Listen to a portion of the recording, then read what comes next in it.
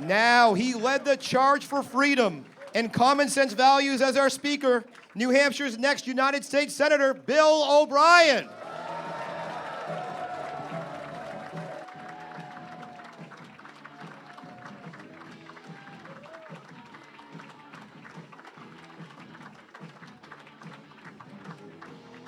Thank you. Thank you. Thank you. I am truly honored. I really am honored. I want to thank all of you for being here. I especially want to thank my family who joins me here, and my partner and my best friend since we were in high school together, Roxanne. Thank you. Always ready with what I need. Our marriage has been a blessing from God, Roxanne. Thank you. I want to thank all of you for coming here today. I see a lot of leaders here today. I see our courageous House Republican leaders here today. Dick Hinch, Sherm Packard I saw, Al Baldessaro. Thank you for what you're doing in Concord. You honor us.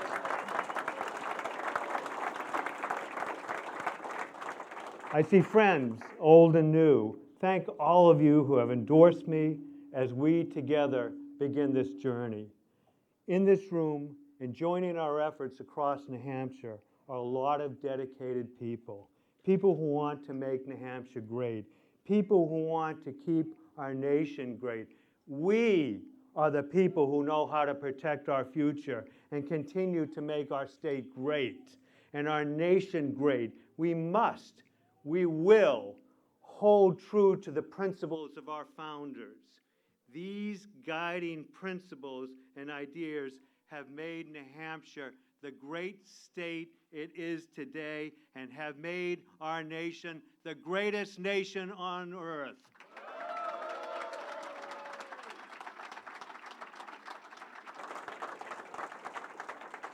This is important because these principles are under attack. The very foundation of our nation is under attack. It is assaulted by those who would turn away from the promise of America, economic freedom, constitutional liberty, and citizen government to a nation of socialism where big government snuffs out free enterprise, suffocates freedom, and treats people as subjects, not citizens. It is dangerous and it is destructive, and we can't and we won't let it happen.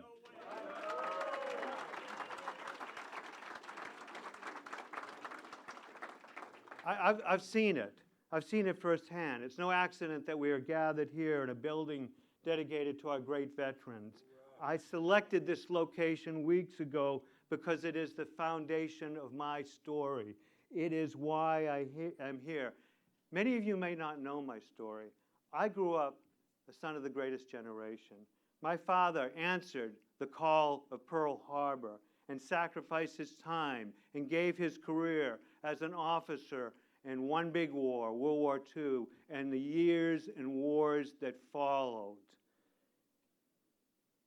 My dad was the son of immigrants, and he was given the opportunity to earn a Bronze Star in service to his company. My dad lies in Arlington National Cemetery in a section for veterans of 3 wars.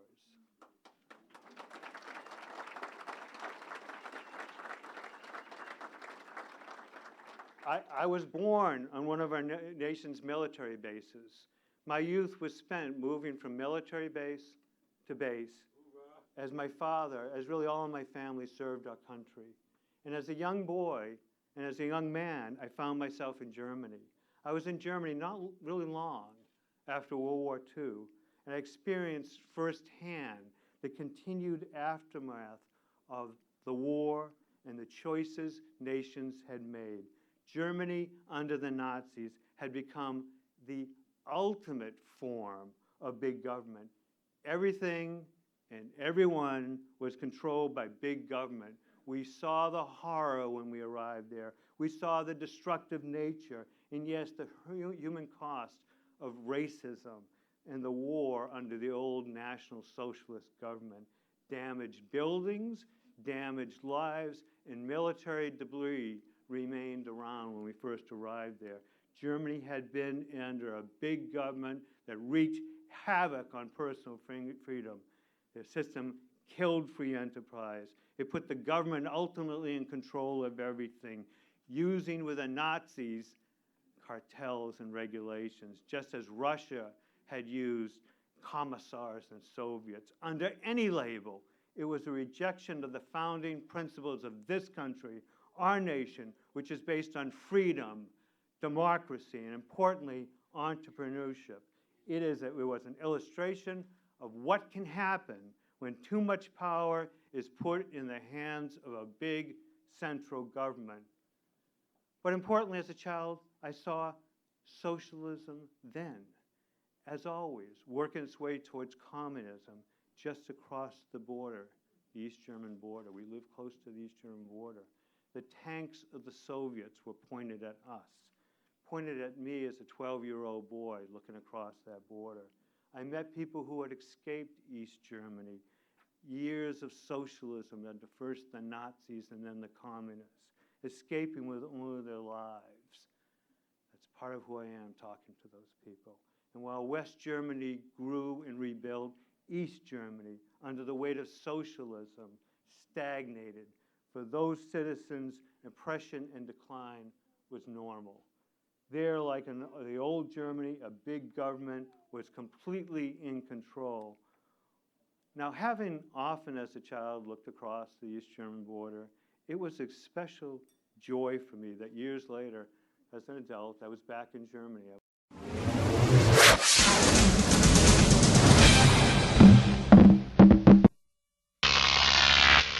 Croc TV.